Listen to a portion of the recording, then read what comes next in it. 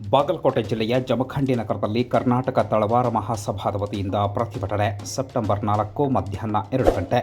ಕರ್ನಾಟಕ ಸರ್ಕಾರದ ಆದೇಶ ಹಾಗೂ ಉಚ್ಚ ನ್ಯಾಯಾಲಯದ ನಿರ್ದೇಶನಗಳನ್ನು ತಿರುಚಿ ಹೇಳಿಕೆ ನೀಡುತ್ತಿರುವ ಎಸ್ಟಿ ಜಾತಿ ನಕಲಿ ಪ್ರಮಾಣಪತ್ರ ತಡೆ ಸಮಿತಿಯವರ ವಿರುದ್ಧ ಕ್ರಮ ಜರುಗಿಸಬೇಕೆಂದು ಆಗ್ರಹಿಸಿ ಜಿಲ್ಲೆಯ ಜಮಖಂಡಿ ನಗರದಲ್ಲಿ ಪ್ರತಿಭಟನೆ ನಡೆಸಲಾಯಿತು.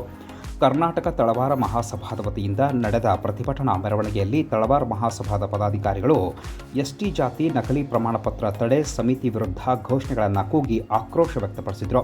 ಇದೇ ವೇಳೆ ಮಾತನಾಡಿದ ಕರ್ನಾಟಕ ರಾಜ್ಯ ತಳವಾರ ಮಹಾಸಭಾದ ನೌಕರರ ಸಂಘದ ಜಿಲ್ಲಾ ಅಧ್ಯಕ್ಷ ಸಿದ್ದರಾಮೇಶ್ ಮೀಶಿ ಅವರು ಸರ್ಕಾರದ ಆದೇಶ ಹಾಗೂ ಉಚ್ಚ ನ್ಯಾಯಾಲಯದ ನಿರ್ದೇಶನಗಳನ್ನು ತಿರುಚಿ ಹೇಳಿಕೆ ನೀಡುತ್ತಿರುವವರ ವಿರುದ್ಧ ಕಠಿಣ ಕ್ರಮಕ್ಕೆ ಒತ್ತಾಯಿಸಿದರು.